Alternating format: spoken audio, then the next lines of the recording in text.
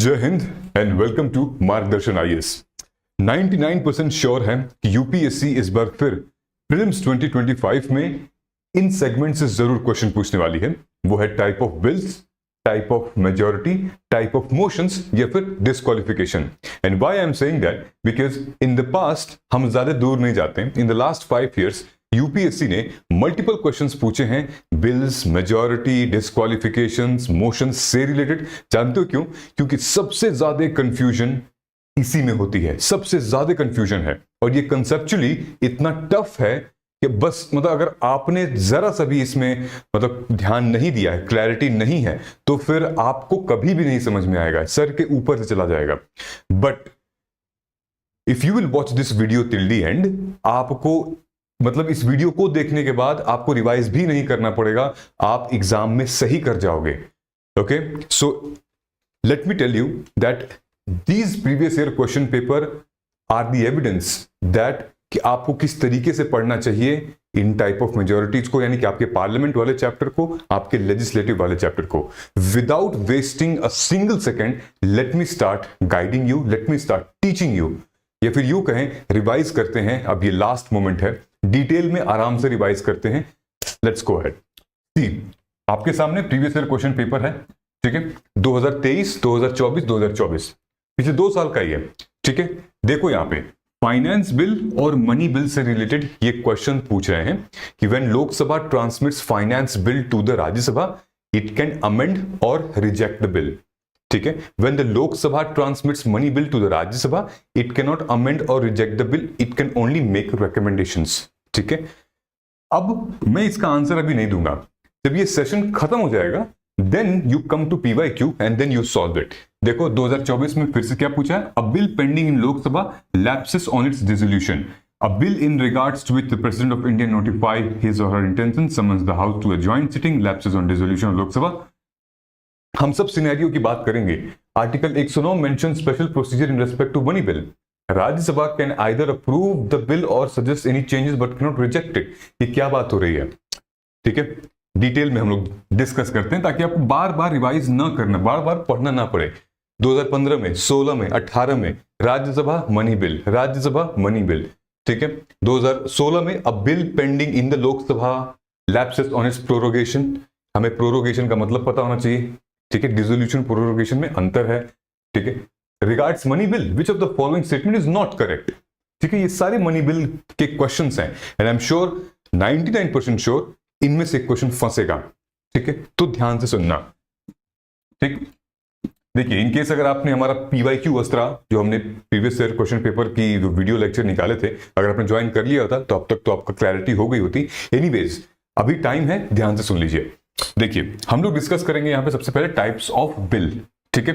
Number 1, 2 तरीके के bill होते हैं, एक पब्लिक बिल और एक प्राइवेट बिल, ठीक है। पब्लिक बिल मतलब कि जो ऑलरेडी जो मिनिस्टर्स जो हैं वो इंट्रोड्यूस करते हैं, ठीक, यानी कि introduce by minister, reflect the government policies. Public bill could be anything, ठीक है। अब आते हैं हमारा private bill. Private bill, any MP who is not a minister likely to pass it. So a private member can introduce a bill, ठीक है। अब समझ में आ गया। अब आगे बढ़ते हैं। प्राइवेट मेंबर कौन होता है यार? MP ना होगा या चलो स्टेट में MLA होगा, यही तो होगा private member. Can introduce the bill, और नॉर्मली बिल इंट्रोड्यूस किया जा सकता है जैसे कि कोई किसी मुद्दे को हाईलाइट करना है तो बिल खुद भाई दिखा कि चलो ये ट्रांसजेंडर बिल लेकर आते हैं और ट्रांसजेंडर भाई इक्वल प्रोटेक्शन ऑफ राइट के बारे में बात करते हैं, तो कोई मिनिस्टर उठा के बोल सकता है, ठीक है। तो he or she can introduce private member. Now so there are very dimensions of bills, कितने तरीके के अलग अलग होते हैं, ठीक है। लेकिन हम एक बेसिक चीज समझते हैं, कुछ ऑर्डिनरी बिल होता है जो कि नया कानून लेकर आता है, जैसे कि अभी रिसेंटली हमने राइट टू इंफॉर्मेशन वाला मान लेते हैं, तो ये एक ऑर्डिनरी बिल था, ठीक है, सिंपल मेजोरिटी से पास हुआ था, ऑर्डिनरी बिल था और हो गया था, ठीक है। उसके बाद अमेंडिंग बिल है, मॉडिफाइंग द एग्जिस्टिंग लॉज, ठीक है, जैसे कि हमारा भारतीय न्याय संहिता वगैरह था, है ना, तो जिसको हमने चेंज किया, इंडियन पिनल कोड को थोड़ी सी मॉडिफाई करके अमेंड किया। Consolidating bill combining laws of on a particular subject, ठीक है, कंसोलिडेटिंग बिल है ये। फिर ये है रिपीलिंग बिल, यानी कि रिमूव्स आउटडेटेड लॉज, ओके, जो हमारा भारतीय न्याय संहिता था उसको यहां पर भी अप्लाई होता है, पहले रिपील किया गया फिर अमेंड किया गया। Validating bill legalise action taken under defective laws, कौन सा डिफेक्टिव लॉज था, याद है आपको, anti defection. Bills to replace ordinance, convert ordinance into permanent laws, ठीक है, ऑर्डिनेंस आपको पता है 6 महीने का जो मोहलत होती है, और फिर उसके बाद अगर उस पर एक्शन लिया जाए तो बिल बन जाता है, फिर उसके बाद अगर पास हो गया तो वो एक्ट बन जाता है। Constitutional amendment bill, amend the constitution, ये तक समझ में आ गया है। अब हम लोग आगे बढ़ते हैं, यहां से गाड़ी अब आपको धीरे धीरे समझने आने लगेगी, ठीक है। So there are 3 types of major bills, ठीक है। नंबर 1 हम कहेंगे इसको मनी बिल, ठीक है। Number 2 comes finance bill. Finance bill has called 2 categories और टाइप। लेट्स से कहीं पे लिखा नहीं है टाइप, लेकिन हमारे भारत के संविधान में अगर ये आर्टिकल 110 है तो ये आर्टिकल 117 है, ठीक है। अब उसी 117 के क्लॉज 1 और क्लॉज 2 में इसका जिक्र है, ठीक है। अब आप ध्यान से सुनिएगा, मनी बिल ये वो बिल होता है जो कि बोरोइंग टैक्सेस से रिलेटेड होता है, या फिर आप यूं कहें कंसोलिडेटेड फंड ऑफ इंडिया होता है। जो भी पैसा की बात हो रहा है, मनी की बात हो रही है, that is refers to money bill. Taxes हो गए, बोरोइंग्स हो गई, जैसे वो कंट्रोलर एंड ऑडिटर जनरल जो है वो ऑडिट करते हैं and then talks about money and all, ठीक है, वो हो गया, ठीक है। सो जैसे हमारा ये था जीएसटी वगैरह, ठीक। सो ये है हमारा मनी बिल, ठीक। कहते हैं कि all money bill are financial bill, okay, but not all financial bill are money bill. Not all financial bill are money bill, ठीक है। सो अब ये समझ में आ गया। एक और चीज, ये मनी बिल जो है वो सिर्फ लोकसभा इंट्रोड्यूस कर सकता है, लोकसभा इंट्रोड्यूस कर सकता है मनी बिल। जानते हो क्यों? राज्यसभा क्यों नहीं इंट्रोड्यूस कर सकता? क्योंकि यहां पैसे की बात हो रही है, पैसा जो कि पूरे भारत में खर्च होगा, पैसा जो कि उन पे खर्च होगा जो कि सेंट्रल गवर्नमेंट के लिए काम कर रहे हैं, पैसा उन पे खर्च होगा जो कि पूरे भारत की जनता जो टैक्स पे कर रही है उस पे कुछ नियम कानून बनाया जा रहा है। तो वही इंट्रोड्यूस करेगा ना जिसको आप वोट कर रहे हैं, जिसको आप अपना प्रतिनिधित्व बना रहे हैं, यानी कि लोकसभा के मेंबर्स जो हैं वही इसको प्रोसीड करेंगे। तो जहां पर भी ये हैक याद रख लेना, ये ट्रिक याद रख लेना कि जहां पर भी मनी की बात आ रही होगी वहां पर Lok Sabha will introduce, Rajya Sabha can never ever amend or reject this bill. जहां पर भी मनी की बात आएगी राज्यसभा के पास अधिकार नहीं है, ठीक है। लेकिन इसके लिए हमें प्रेसिडेंट की प्रायर क्या चाहिए? प्रायर रिकमेंडेशन चाहिए। किसी भी बिल के ऊपर हमें प्रेसिडेंट की प्रायर, इसके ऊपर तो खासतौर पे प्रेसिडेंट की प्रायर रिकमेंडेशन चाहिए, ठीक है। जब कोई भी बिल इंट्रोड्यूस करता है, चाहे मिनिस्टर करें या फिर एक एमपी करे, तो सबसे पहले जाता है स्पीकर के पास। स्पीकर जो है उसको एक तरीके से फिल्टर करते हैं कि वाकई में ये मनी बिल है कि नहीं, इसमें पैसों की बात हो रही है कि नहीं, ठीक है। और अगर वो मनी बिल है तो फिर आगे बढ़ता है, तो फिर राज्यसभा अपना काम जानती है, राज्यसभा एक एडवाइस दे सकती है और फिर वो 14 दिन के अंदर भाई वापसी आना होता है, लेकिन अमेंड और रिजेक्ट नहीं कर सकती है, ठीक है। सेम प्रेसिडेंट, ठीक है, प्रेसिडेंट भी रिजेक्ट नहीं कर सकते हैं भाई, ठीक है, क्योंकि ये लोग जो हैं वो डायरेक्टली, इसी पार्लियामेंट्री फॉर्म ऑफ डेमोक्रेसी है, तो ये लोग जो हैं वो डायरेक्टली इलेक्ट हुए हैं हमारे, कहां से? लोकसभा में एमपीज जो हैं वो इंट्रोड्यूस करेंगे। प्रेसिडेंट का प्रायर परमिशन तो चाहिए ही चाहिए, ठीक है। आई बात समझ में? सो ये हमारा क्लियर हो जाता है यहां पे मनी बिल का फंडा। अब हम लोग आते हैं फाइनेंस बिल के ऊपर। तो ये बात समझ लीजिए कि बहुत आसान है, ठीक है, हमें बस कंसेप्ट समझना है, बहुत आसान है। फाइनेंस बिल टाइप 1 यानी कि जो आर्टिकल 117(1) में जो लिखा हुआ है वो ये लिखा है कि फाइनेंस बिल टाइप 1 वो बिल है that contains provisions of money bill यानी कि आर्टिकल 110 के जो प्रोविजंस हैं वो होंगे, plus other matters as well, plus other general legislative matter as well.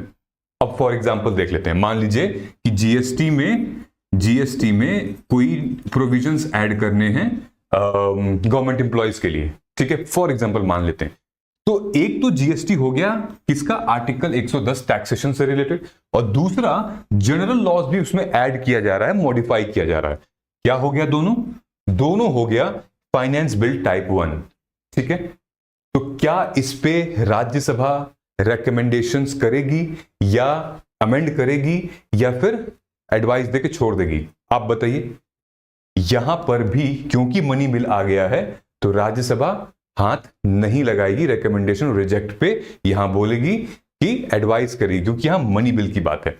अगर ऑर्डिनरी बिल होता, ऑर्डिनरी बिल मतलब कि जो जनरल लॉज हैं, फार्म लॉज हो गए, जनरल लॉज जो हैं, ठीक है, ट्रांसपेरेंसी, डेटा प्रोटेक्शन, ये जनरल लॉज जो चलते हैं अपने बिल्स होते हैं, ठीक है, वो अगर होते तो फिर राज्यसभा का रोल होता उसमें, ठीक है, कि रिजेक्ट और अमेंड कर सकते थे।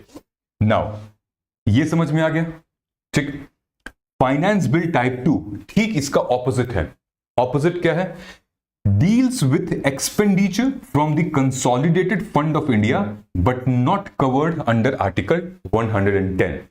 ये उस कंसोलिडेट फंड की बात कर रहे हैं जो आर्टिकल 110 में नहीं कवर्ड है, उस पे अगर ऑर्डिनरी लॉज बन रहे हैं तो। आपको पता है ना कि गवर्नमेंट का जो सबसे बड़ा अकाउंट है वो कंसोलिडेटेड फंड ऑफ इंडिया है, जहां पे सबकी सैलरीज जाती है, ठीक है। इनफैक्ट जो मिनिस्टर्स हैं, जो कि सुप्रीम कोर्ट के जजेस वगैरह हैं, इनकी सैलरीज उसमें जाती है। फिर जो कंटिजेंसी फंड है वो आपदा के लिए है, डिजास्टर पे, नेचुरल इमरजेंसी पे, एक्ट ऑफ गॉड वगैरह चीजें पे जाती हैं। सो अब आपको समझ में आ गया है कि इन तीनों में क्या डिफरेंस है, तो अब आपको डिटेल में समझ में आएगा। देखो ये मैंने स्लाइड लगा रखी है कि आपके पास अगर अब टाइम लिमिटेड बचा हुआ है तो आप इंडिया ईयर बुक से रिलेटेड आप हमारे मोबाइल ऐप पे जाएंगे तो हमने इंडिया ईयर बुक को लगभग 2 लेक्चर में कवर कर दिया है और इंपॉर्टेंट चीजें मैंने बताई हैं। The schemes related and then planning, mobilisation, resources, सिर्फ 2 लेक्चर में यानी कि 2.5-3 घंटे में हमने पूरा इंडिया ईयर बुक को कवर किया हुआ है, आपको सिर्फ 2.5-3 घंटे में। तो अगर आपको फोमो है कि मैंने नहीं देखा है, नहीं समझा है, तो नीचे कमेंट सेक्शन में जाइए, मोबाइल ऐप को डाउनलोड कीजिए और तुरंत उसको मतलब देख लीजिए। मतलब फोमो नहीं क्रिएट करना, क्योंकि उसमें टॉपिक्स मैंने कुछ अच्छे अच्छे बताए हुए हैं जो कि रिपीट हो सकते हैं, ठीक है, इंडिया ईयर बुक में।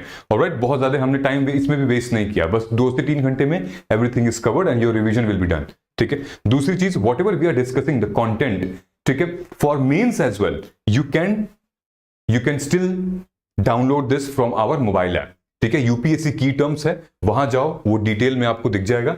और ये क्या है, ये हमारा रिवीजन कंपेंडियम है। पॉलिटी के साथ साथ आपको 16 सब्जेक्ट के लिए, यानी कि प्री के बाद मेंस में भी ये बहुत मदद करेगा। सिक्योरिटी का है, एथिक्स का है, इसमें डिजास्टर मैनेजमेंट है, there are many subjects covered in it, so go ahead and join it, it's very very helpful. ये एंड्रॉइड के लिए है, नीचे कमेंट सेक्शन में iOS के लिए भी बना हुआ है। Alright, these are e books, they are very short notes, they will help you in your preparation. चलो अब आगे आते हैं।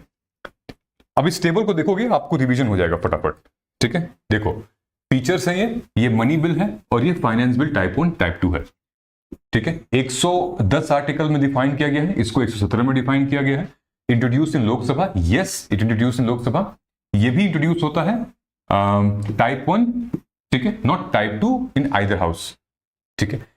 Introduced on behalf of minister, ठीक है, minister on behalf of president type, ठीक है। Requires president's recommendation, yes. राज्यसभा's role, can only make recommendation, याद है money bill can only make, ठीक है, रेकमेंड कर सकते हैं बट कैन नॉट रिजेक्ट और amend the bill. Amend or reject नहीं कर सकते, एडवाइस कर सकते हैं, रेकमेंड कर सकते हैं कि बॉस ये कर लो, ठीक है। Speaker certificate needed, yes, speaker का सर्टिफिकेट चाहिए होता है। एक तो क्या चाहिए होता है कि हमारा जो प्रेसिडेंट का रिकमेंडेशन, मनी बिल में प्रेसिडेंट का रिकमेंडेशन, देन स्पीकर का सर्टिफिकेट चाहिए जो कि लोकसभा और राज्यसभा दोनों में जाता है, ठीक है, इसमें नहीं चाहिए होता है। एग्जाम्पल्स ऑफ जैसे मनी बिल में imposition, abolition of tax, consolidated fund, expenditure से रिलेटेड, ये हो गया, ठीक है। लेकिन अगर फाइनेंशियल बिल की बात हो रही है तो tax plus other general matters, ठीक है, type 1, and then general law plus money. जहां पर मनी की कम बात हो रही है और जनरल लॉ की ज्यादा बात हो रही है, वो टाइप 2 में जाएगा। जहां मनी की ज्यादा और जनरल लॉ की कम बात हो रही है तो वो टाइप 1 में जाएगा, ठीक है। आई बात समझ में? So these are the things. Now अब आगे बढ़ते हैं हम लोग। ये सबसे इंपॉर्टेंट स्लाइड है जो कि शायद आप सबसे ज्यादा कंफ्यूज करेंगे, ठीक है। ये हमने सिनेरियो बनाया है। सिनेरियो क्या है ये? कि ये सिनेरियो है कि लोकसभा में जब बिल इंट्रोड्यूस होता है और अगर लोकसभा डिसॉल्व हो जाती है या फिर बिल ज्यादा टाइम तक हो जाता है तो फिर क्या सिचुएशन होती है, बिल लैप्स हो जाता है या नहीं होता है। ये हमने लगभग 10 क्या किया हुआ है, 10 सिनेरियोज बताई हैं। इस सिनेरियो 10 सिनेरियो में से 3 सिनेरियो पे यूपीएससी ने क्वेश्चन पूछ रखे हैं इन द पास्ट, इसीलिए हमने ये बनाई है। अब ध्यान से देखिएगा सिनेरियो नंबर, अच्छा ये स्टेटस ऑफ लोकसभा ये है, ये स्टेटस इन राज्यसभा है, ये लैप्स होगा या नहीं होगा, ये रीजन है, और हु कैन इंट्रोड्यूस बिल ये है, ठीक है। अब ध्यान से सुनिएगा, bill introduce in Lok Sabha, pending in Rajya Sabha, ठीक है। लोकसभा में इंट्रोड्यूस हो चुका है, ठीक, और पेंडिंग लोकसभा में ही है, अभी राज्यसभा में भी नहीं आया है, ठीक है। तो लोकसभा अगर डिसॉल्व हो गई, बिल के पास होने से पहले लोकसभा डिसॉल्व हो गई तो बिल लैप्स है, ठीक है। बिल जो है वो राज्यसभा में इंट्रोड्यूस हो चुका है, ठीक है। पेंडिंग इन राज्यसभा में इंट्रोड्यूस हुआ लेकिन पेंडिंग है, ठीक है। Rajya Sabha is not subject to dissolution, Rajya Sabha तो डिसॉल्व होगी ही नहीं तो बिल भी डिसॉल्व होगा नहीं, है ना, सिंपल सीधी बात है। तो अगर क्वेश्चन आएगा कि अगर बिल पेंडिंग है राज्यसभा में और तो क्या वो बिल लैप्स हो जाएगा, तो आप कहेंगे नहीं, राज्यसभा तो डिसॉल्व होगी नहीं, ठीक है। तीसरा क्वेश्चन, बिल जो है वो पास हो चुका है लोकसभा में लेकिन राज्यसभा में पेंडिंग है, तो लोकसभा जब डिसॉल्व होगी, before Rajya Sabha passes it, Rajya Sabha के पास करने से पहले अगर लोकसभा भंग हो गई, डिसॉल्व हो गई, तो वो बिल क्या होगा, लैप्स हो जाएगा। अब आते हैं, बिल जो है वो पेंडिंग है लोकसभा में लेकिन राज्यसभा में पास हो गया, राज्यसभा ने पास करके लोकसभा में भेज दिया, तो अगर लोकसभा डिसॉल्व हो गई तो क्या वो होगा, बिल्कुल लैप्स हो जाएगा, ठीक। दोनों जगह से अगर पास हो गया है, ठीक है, और सिर्फ असेंट के लिए वेट है, यानी कि प्रेसिडेंट जो है वो 3 ही चीज कर सकते हैं, या तो बिल को असेंट दे सकते हैं, भाई चेक कर दिया बढ़िया बिल, या तो फिर उसको रिजेक्ट कर विथ होल्ड कर सकते हैं, है ना, अपने पास रखे रह सकते हैं कुछ टाइम तक, या फिर रिकंसिडरेशन के लिए भेज सकते हैं, एक बार फिर से आप लोग चेक करिए, ठीक है, 3 ही चीज कर सकते हैं। तो यहां पर क्या है कि अगर दोनों जगह से पास हो गया हो और प्रेसिडेंट के पास अगर है तो लैप्स वैप्स नहीं होता है। एक बार समझ में? अब देखिए, दोनों जगह से पास हो गया, if bill pass both and return by the president for reconsideration, तब भी नहीं होगा, अभी मैंने वही बताया आपको, ठीक है। Bill pending in Rajya Sabha, not introduce in Lok Sabha, Rajya Sabha में बिल पेंडिंग है लेकिन लोकसभा में उसको इंट्रोड्यूस नहीं किया गया है, राज्यसभा फिर से डिसॉल्व तो होगी नहीं तो बिल भी लैप्स नहीं होगा। अच्छा, joint sitting called before dissolution of Lok Sabha, Lok Sabha के ठीक पहले ज्वाइंट सिटिंग को कॉल कर दिया गया है, तो प्रेसिडेंट जो है वो नोटिफाई करेंगे under article 108 of protection of bill, तो वो बिल जो है वो लैप्स नहीं होगा, ठीक है।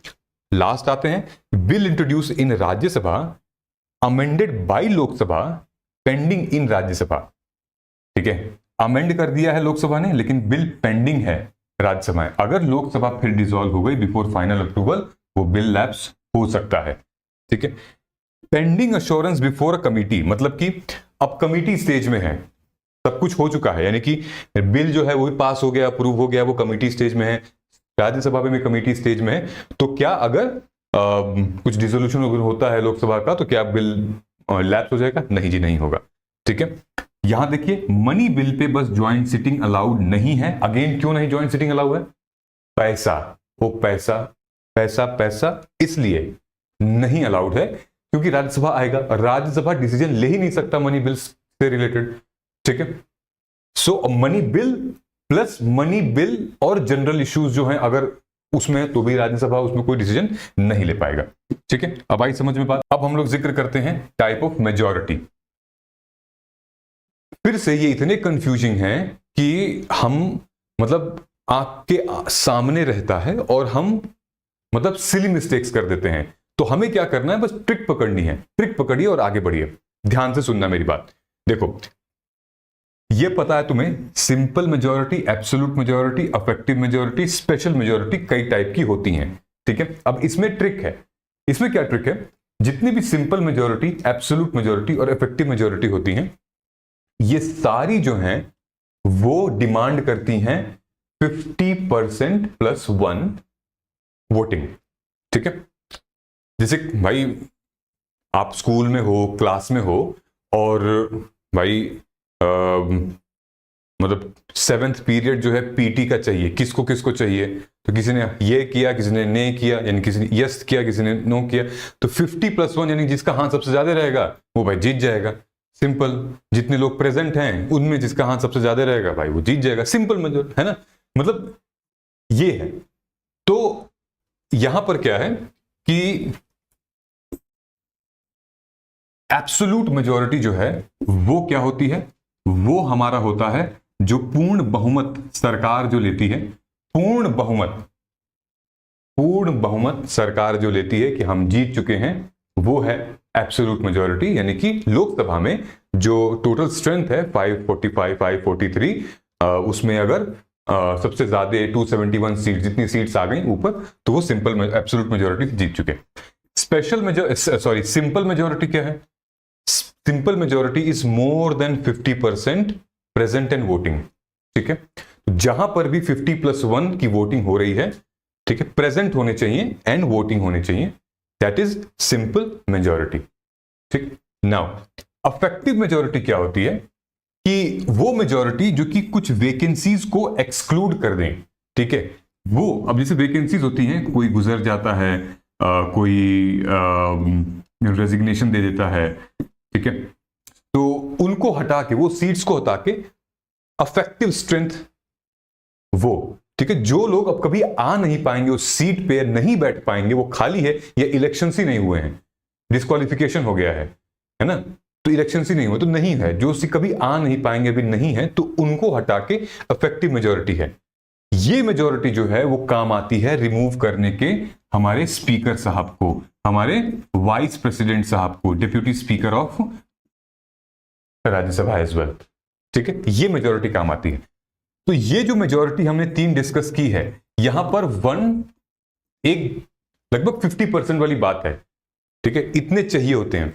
लेकिन ये जो स्पेशल मेजॉरिटी है, स्पेशल केसेस में, जैसे कि कॉन्स्टिट्यूशन के अमेंडमेंट में, स्टेट्स के रेटिफिकेशंस में, जैसे कि प्रेसिडेंट के इंपीचमेंट में, तो यहां पर ये हमारा, इसको कहते हैं हम फेडरल मेजॉरिटीज, यानी कि फेडरल, यानी कि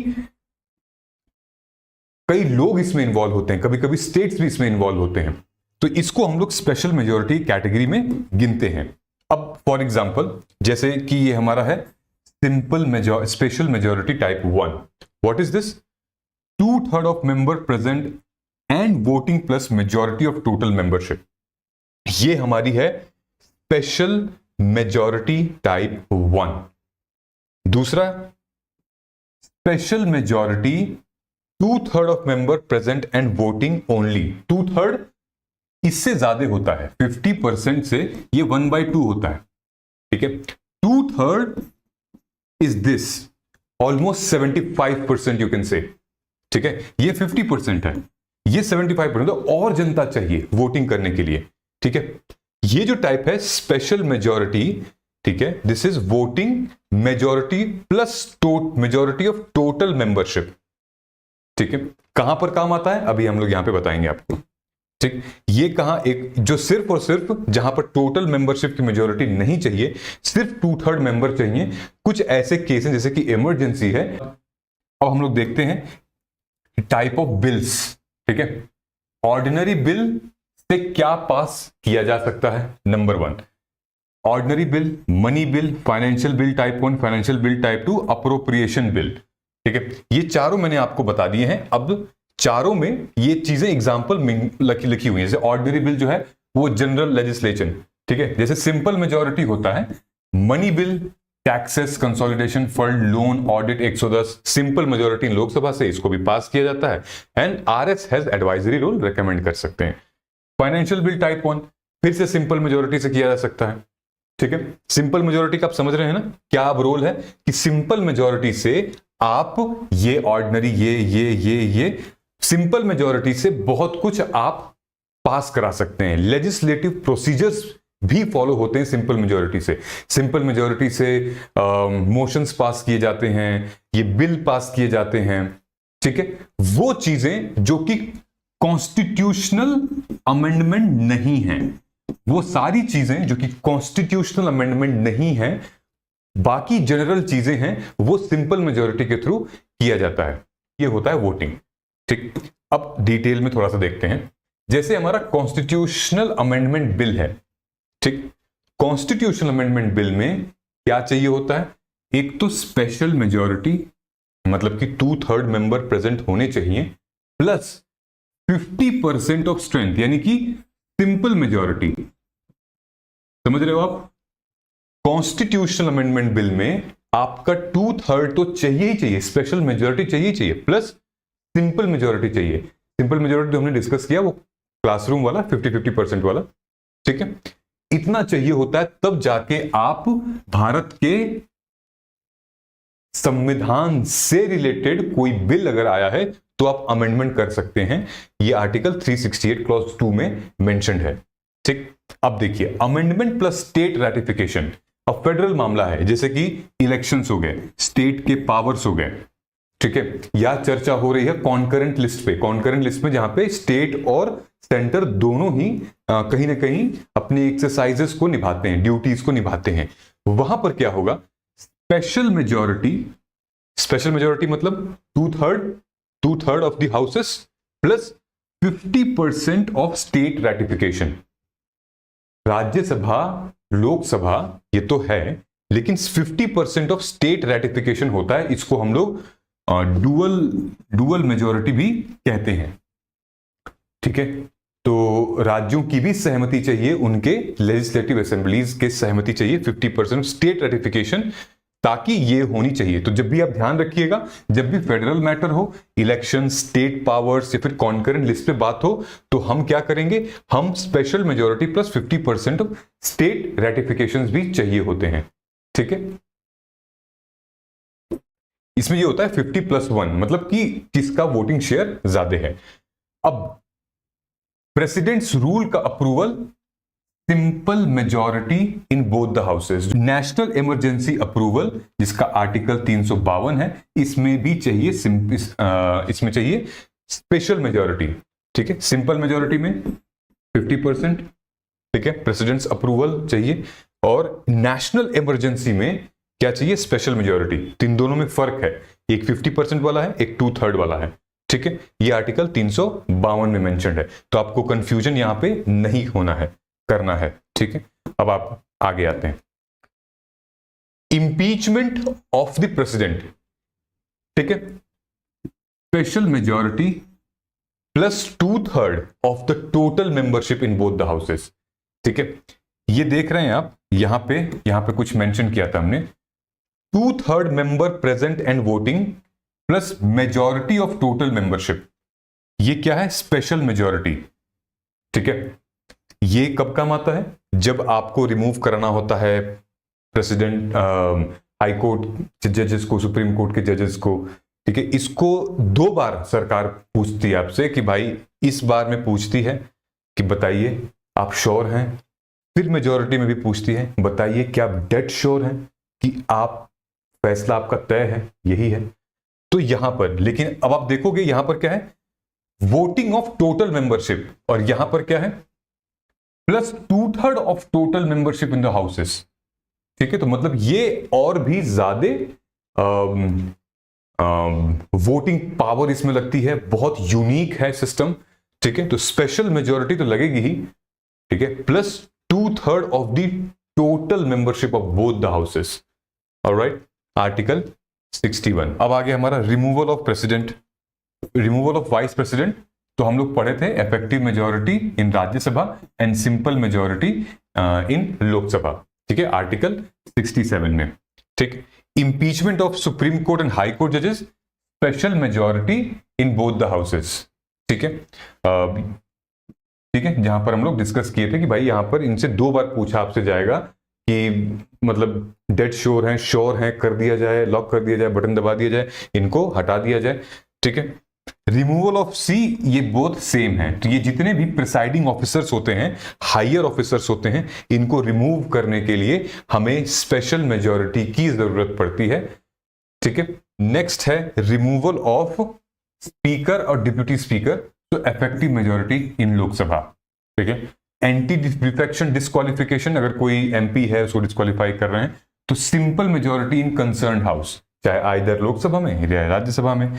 नो कॉन्फिडेंस मोशन जो है वो सिंपल मेजोरिटी से पास किया जाता है। सेंसर मोशन जो है वो स्पेशल मेजोरिटी से पास किया, सिंपल मेजोरिटी से पास किया जाता है। No confidence, remove the government. Censure motion, express the disapproval of specific government action, ठीक है। तो ये पार्लियामेंट्री कन्वेंशन है दोनों। अब क्लियर हो चुका है कि हम लोग क्या डिस्कस कर रहे हैं, है ना। तो आई थिंक अब आपका एक बहुत डिटेल में रिवीजन हो गया है। And now I am wishing you all the very very best कि आपका प्रीलिम्स 2025 बहुत ही अच्छा जाए। एक बार फिर से वीडियो को रिवाइज कर लीजिएगा ताकि आपका कंसेप्ट क्लियर हो जाएगा। इसकी पीपीटी आपको मिल जाएगी हमारे टेलीग्राम चैनल पे। We are ready with our mains guidance programme. You will take care of your prelims and we will take care of your mains. Just focus on your pre and mains guidance program is here for you. बहुत ही ज्यादा ध्यान से हमें पढ़ाई करनी है क्योंकि answer writing की बात है वहां पे। हम इसके बारे में फिर भी बात करेंगे जब प्रीलिम्स का एग्जाम हो जाएगा। चलिए मिलते हैं अगले वीडियो में, तब तक थैंक यू सो मच। नमस्कार, जय हिंद।